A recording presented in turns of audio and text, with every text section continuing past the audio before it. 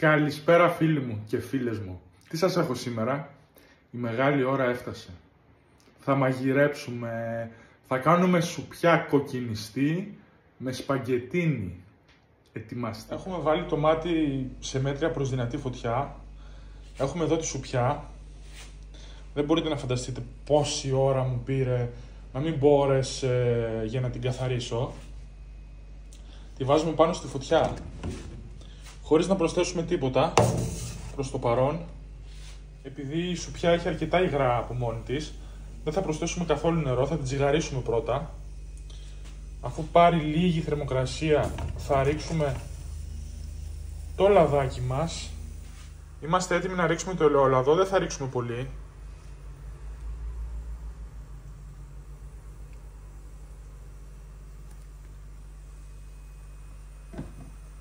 Θα ανακατέψουμε.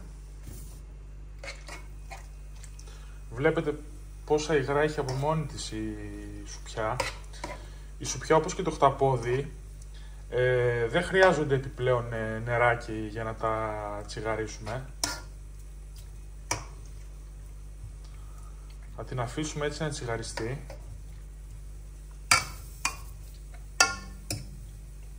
Λοιπόν, την ακούτε πως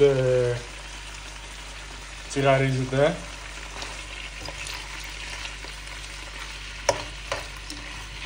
Έχει αρχίσει και αλλάζει χρωματάκι.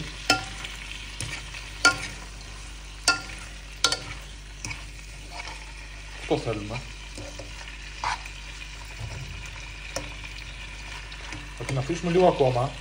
Να σας πω ότι δεν μου αρέσει τόσο στη σουπιά όσο και στο σταπόδι. Δεν μου αρέσει να είναι πάρα πολύ ψιλοκομμένα. Θέλω να καταλαβαίνω αυτό που τρώνε, το νιώθω, να μην χάνεται. Δεν ξέρω τι πιστεύετε εσείς. Γράψτε μου κάτω στα σχόλια. Λοιπόν, είμαστε έτοιμοι να προσθέσουμε τον μπελτέ μας.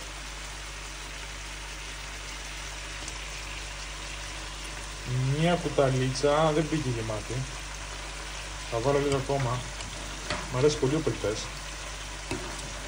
Ο πελτές ντομάτας κάνει πολύ πλούσια, δίνει πλούσια γεύση στο φαγητό μας. Νομίζω ότι είναι εντάξει τόσο. Θα προσθέσουμε νεράκι. Το ένα ποτηράκι δεν θα μας φτάσει, θα βάλουμε και ένα δεύτερο. Αφού έχουμε προσθέσει και αλατάκι, όσο νομίζουμε ότι χρειαζόμαστε, αναλόγως πόσο αλμυρό θέλουμε το φαγητό μας. Το ανακατεύουμε. Μπορείτε να προσθέσετε πιπέρι, λίγο ρίγανη. Τώρα εγώ μου αρέσει να το βάζω στο τέλος το πιπέρι. Το ανακατεύουμε και σε λίγο θα το κλείσουμε, θα το καπακώσουμε. Θα χαμηλώσουμε λίγο τη φωτιά και θα το αφήσουμε να βράσει. Ένα μυστικό για αυτή τη συνταγή είναι ο ζυμός λαχανικών που θα προσθέσουμε. Θα δώσει άλλη γεύση στη σουπιά μας. Να αφήσουμε μέσα, θα διαλυθεί. Δεν ξέρω εσείς τι ζυμαρικά προτιμάτε. Εμένα μου αρέσουν πολύ τα νούμερο 10 και ειδικά αυτή η μάρκα. Μου θυμίζει τα παιδικά μου χρόνια. Όπως βλέπουμε η σουπιά μας έχει πάρει βράση. Είναι πολύ σημαντικό να υπολογίσουμε το χρόνο που θα αφήσουμε τα μακαρόνια.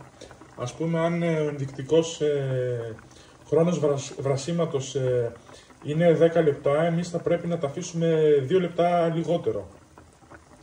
Γύρω στα 8 λεπτά, γιατί μετά δεν θα σουρώσουμε την κατσαρόλα. Θα πιει τα ζουμιά το μαγαρόνι και θα έρθει και θα μαλακώσει κι άλλο. Λοιπόν, έχουμε ρίξει τα μακαρόνια. Σιγουρευόμαστε ότι βρίσκονται όλα μέσα και δεν είναι στην επιφάνεια, να βράσουν ομοιόμορφα. Θα αφήνουμε, όπως είπαμε, 2 λεπτά λιγότερο από τον προτινόμενο χρόνο βρασμού και επανερχόμαστε. Λοιπόν, η ώρα της κρίσης έφτασε. Για να δούμε τι κάναμε.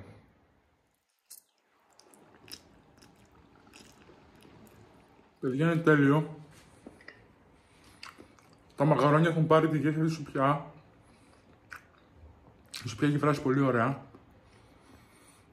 Είναι πεντανόστιμο.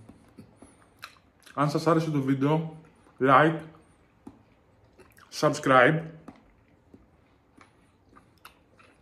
και θα ακολουθήσουν και άλλες συνταγές. Κλείνω, πάω να φάω.